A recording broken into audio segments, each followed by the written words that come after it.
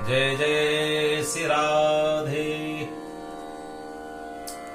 वृंदावन के अधिष्ठात्री देवी प्राणवल्लभा ऋषिकों की स्वामिनी श्री किशोरी राधा जी का जन्मोत्सव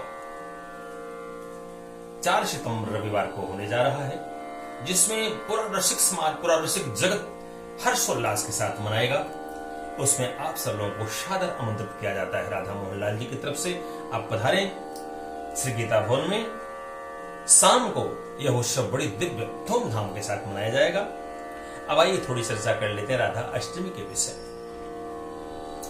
राधा अष्टमी का व्रत हर व्रतों में बड़ा महत्वपूर्ण रसिक जगत में माना गया है। इस व्रत का परिणाम आध्यात्मिक उन्नति के शिखर पर ले जाने वाला है। और कहते हैं जीवात्मा नाम जप नहीं कर पाया, प्रेम नहीं कर पाया, तीर्थ में नहीं जा पाया, दान नहीं कर पाया, बहुत सारी व्यवसायों से छूट गए। यहां तक कि शास्त्र कहता है कि आपने दीक्षा भी नहीं ली, लेकिन राधाष्टमी व्रत कर लिया। उस व्रत का परिणाम इतना उज्जवल, इतना मंगलमय आएगा कि जीवात्मा कहते हैं व्रत करने के प्रभाव से जो सरल भोरी भारी, इसीलिए कहते हैं मन भूली मत जइयो राधा रानी के चरण। इसे कहते हैं कि राधा रानी का चरण हे मन भूल मत जाना। राधा जी इतनी भोली, इतनी कोमल, इतनी सीधी, जो उनकी चरण में एक बार भूल से चला गया, नाम बुलाया, किशोरी जी प्रकट होकर उसे अरे मेरा नाम कौन बुला रहा है, जरा देखो देखो उसको समस्या क्या है, उसका समाधान तुरंत कर देते हैं। तो इसी कृपामयी करुणामयी किशोरी का व्रत 4 को आ रहा है। इसको बड़े प्रेम के साथ, बड़े श्रद्धा भाव के साथ करें। अब करें कैसे करें? आपके पास पंचामृत होना चाहिए। पंचामृत कैसा? गाय का दूध, गाय की दही, गाय का घी, गाय का दूध दही घी और गंगा जल।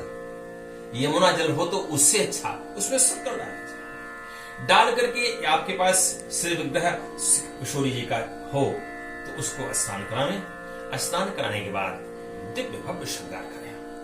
चंदन से महाराज, चंदन से, इत्र से, बढ़िया सुगंधित इत्र और पुष्पों की माला आदि अर्पित करके किशोरी जी को, और फिर कहते हैं राधा अष्टमी के व्रत की कथा को श्रवण करें। राधा जी कैसे प्रकट हुई, क्यों प्रकट हुई, किसके लिए प्रकट हुई?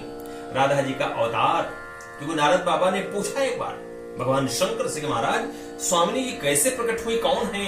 देव कन्या है, ऋषि कन्या है, गंधर्व कन्या है, कौन है? भगवान देवादिदेव महादेव ने कहा था नारद, मैं एक मुख से राधा जी के विषय में प्रशंसा करने में असमर्थ हूं। 4 मुख वाले ब्रह्मा बाबा भी संभवतः नहीं कर पाए। ऐसी महिमा है राधा जी।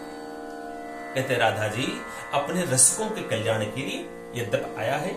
इनके भाई का नाम है श्रीदामा। श्रीदामा ने करे एक बार के बाद गोलोक धाम में श्री किशोरी जी वहां नहीं थी कि नित्य गोलोक धाम में नित्य साथ रहने वाली किशोरी राधा, कृष्ण के साथ रहने वाली राधा जी नहीं थी। और भगवान कृष्ण एक विरजा नामक सखी से वार्ता कर रहे थे। इसको देख करके किशोरी जी नाराज हो गए और श्राप दे दिया। वही ब्रजा नदी वहां से आकर के पृथ्वी लोक में बहती हैं, जिसे शायद हम लोग आप नहीं जानते, जिसको यमुना मैया नाम दिया गया। ब्रजा ब्रजा नदी में जो स्नान कर लिया, ब्रजा नदी का जो पान कर लिया, वह गोविंद के यहां जाएगा ही, उसमें कोई संशय की बात नहीं। ऐसे कहते हैं श्री किशोरी जी की प्राकट्य की कथा। श्री किशोरी जी को श्राप दिया श्री दामा ने, पिताओ तुम गोलोक धाम से, यहां से आपका वियोग हो जाएगा श्याम सुंदर से।